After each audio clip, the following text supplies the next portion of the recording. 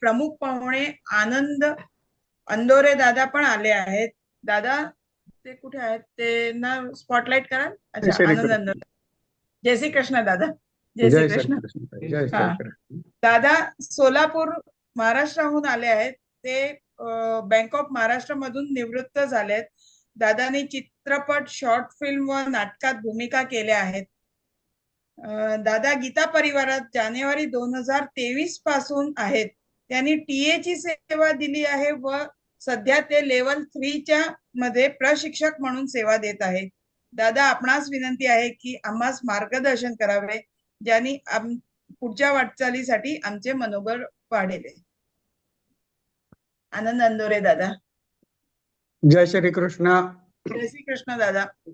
जय श्री. आज आपल्या 1205 नंबरचा आनंदोत्सव साजरा होतोय.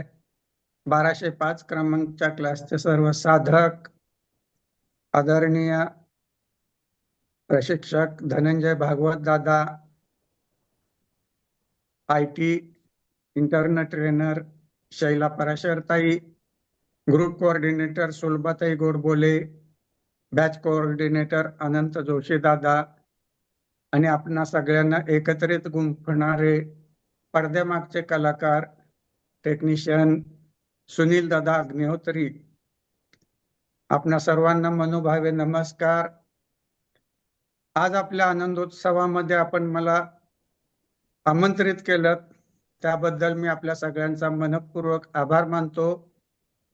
खरं तर आनंदोत्सवामध्ये प्रमुख पाहुणे म्हणण्यापेक्षा मी आपलं फक्त तुमचा सहकारी आहे. मी काही पाहुणा नाहीये, कारण तुम्ही गीता परिवाराचे आहात, मी सुद्धा गीता परिवाराचे आहोत. अप्रत्यक्ष म्हटलं तर आपण एकाच कुटुंबाचे सदस्य आहोत. आणि आज तुम्ही सगळ्यांनी आपण आनंदोत्सव का करतो, तर एखादा आपण काहीतरी घरात वस्तू आणली, तर एखादी 2 व्हीलर जरी आणली तरी तिच्या पूजा करून, शेजारी कुणी असतील त्यांना आमंत्रित करून, गोडधोड वाटून असा एक आनंद असतो आपला.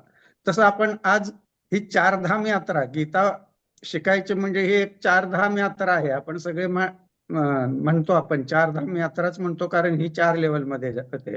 त्यातले पहिल्या धामाची यात्रा आपण पूर्ण केलेली आहे. त्याबद्दल तुमचा आनंदोत्सव साजरा करतायत त्याबद्दल सगळ्यांचं मनपूर्वक अभिनंदन आणि पुढील वाटचालीसाठी खूप खूप शुभेच्छा देतो. आता गीता परिवाराविषयी मी थोडीशी माहिती सांगतो की गीता परिवाराची स्थापना आपले आदरणीय परमपूज्य गोविंददेव गिरीजी महाराजांनी 1986 साली आपल्या महाराष्ट्रातल्या संगमनेर येथे केली. त्या काळात दळणवळणाची साधनं नव्हती किंवा असं हे मोबाईल तंत्रज्ञान तर काहीही नव्हतं.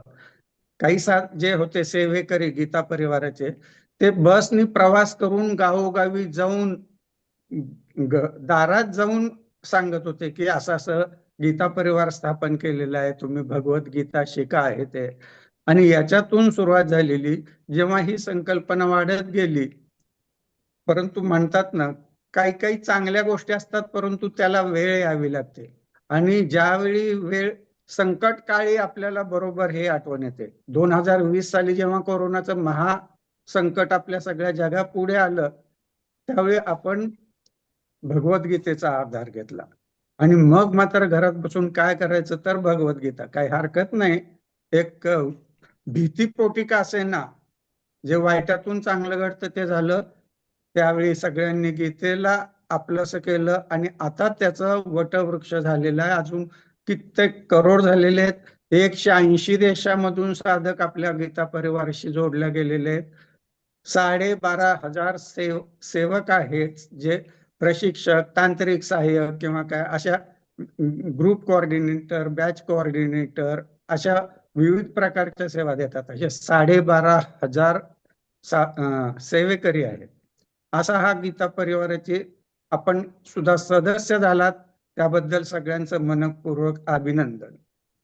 आता गीता परिवारामध्ये आपण पहिला तरी टप्पा पूर्ण केलेला आहे, आणखीन 4 टप्पे पूर्ण करायचे. हा अगदी सोपा टप्पा होता. पुढून दुसरा, तिसरा, चौथा हे तर पुढचे फारच कठीण आहेत. यासाठी तुम्हाला एक आहे, गीता शिका, शिकवा आणि आचरणात आणा, ही तत्व बाळगावी लागणार आहेत. गीता शिकायची म्हणजे काय करायचं, उच्चार विचार हे तर शिकायचेच आहेत आपल्याला, आणि त्यातून काय उच्चार का शिकायचे. तर गीता हे एक महाकाव्य आहे. आणि आपल्याला एक नशीब आपलं चांगलं आहे की आपल्या भारत देशात संस्कृत ही इतकी प्रगल्भ भाषा आहे की त्याच्या उच्चारणातून तुम्ही प्राणायाम साध्य करता. योगाभ्यास प्रत्येक अध्यायाला बघा योग योग म्हणून आहे. प्रत्येक योग, पुरुषोत्तम योग, भक्ती योग, प्रत्येक योग आहे. म्हणजे हा योगाभ्यास आहे असं समजून तुम्ही सगळ्यांनी हे करायला पाहिजे. आणि श्वास, आपण प्रत्येक शब्द उच्चारण करताना स असं म्हणा, दादा शिकवत असतील, श असं म्हणा, श म्हणताना जीभ मागे घ्या, प्रश्वास सोडा. हे जे आहे याच्यातून तुम्हाला प्राणायामही साध्य होतो. म्हणून आपण हे गीता शिकायलाच हवी. गीता शिका. आता शिकानंतर शिकवा. शिकवा तर आता तुम्ही म्हणाल आम्ही तर आता शिकतोय, आम्ही काय शिकवणार. शिकवायसाठी फक्त तुम्हीच शिकवायला पाहिजे असं नाही, तुम्ही प्रचारही करू शकता. तुमच्या जवळचे शेजारी कोणी मित्र असतील त्यांना सांगा, 50 पैकी 10 ऐकतील, त्यांना प्रेरित करा. हे सुद्धा तुम्ही एक प्रकारचं गीता शिकवणंच आहे. त्याच्यामुळे तुम्ही गीता शिका, शिकवा आणि आचरणात आणा. आचरणात आणा हे खूप महाकठीण कार्य आहे. भगवद्गीतेविषयी थोडी आणखीन मी हे करू. भगवद्गीतेमध्ये 18 अध्यायातून 700 श्लोक आहेत. या 700 श्लोकापैकी 574 श्लोक हे श्रीकृष्णाचे आहेत, 84 श्लोक अर्जुनाचे आहेत, तर 42 श्लोक संजयचे आहेत. असं हे विस्तृत भगवद्गीता, जी की आपल्याला एक जीवनशैली शिकवते, जीवनात कसं वागावं, कसं राहावं हे शिकवते. तर ही गीता आचरणात आणावी. आता आचरणात आणावी याच्यासाठी एक मी श्लोक सांगेन तुम्हाला उदाहरण म्हणून. मी काही जास्ती लांबवणार नाही. तुमचा आनंदोत्सव आहे, तुम्हाला निरनिराळे आपल्या कला सादर करायची घाई आहे, गडबड आहे, हे मान्य आहे. पण मी एक आपल्या दुसऱ्या अध्यायातला 47वा श्लोक आणि पूर्ण भगवद्गीतेतला हा महत्वाचा श्लोक आहे, तो म्हणजे कर्मण्येवाधिकारस्ते मा फलेषु कदाचन मा कर्मफल हेतुर्भूर् मा ते संगोऽस्त्व कर्मणि. याचा अर्थ काय? ऐकला तर श्लोक, परंतु अर्थ काय? श्रीकृष्णाने अर्जुनाला म्हटलेलं आहे, कर्मण्येवाधिकार असते, तुझे नियत कर्म. नियत कर्म म्हणजे काय? सत्कर्म, कुठलंही कर्म नाही, नियत कर्म जे तुझा करायलाच पाहिजे, ते तुझे नियत कर्म करण्याचा तुला अधिकार आहे, तो तू अधिकार कायम गाजवायलाच हवा. परंतु तुझं कर्म केल्यानंतर जे फळ मिळणार आहे त्या फळावरती मात्र तुझा अजिबात अधिकार राहणार नाही. त्या फळाची तू अपेक्षा करायची नाही. कर्मण्येवाधिकार असते मा फलेषु कदाचन, जे मिळेल त्याच्यावरती तुझा कदापिही अधिकार राहणार नाही. तुझ्या कर्मफळ, तू जे कर्म केलेलं आहे त्यामुळे ते कर्मफळ हे माझ्यामुळे प्राप्त झालंय असंही तू म्हणता कामा नये. ते कर्मफळ तू तुझं कर्म केलेलं आहे, फळ मिळालेलं आहे, त्याची अपेक्षा तू स्वतःसाठी करायची नाही. आणि तू जर का त्या फळाची अपेक्षा स्वतःसाठी करत असशील तर ते पाप कर्म आहे, ते अकर्म आहे.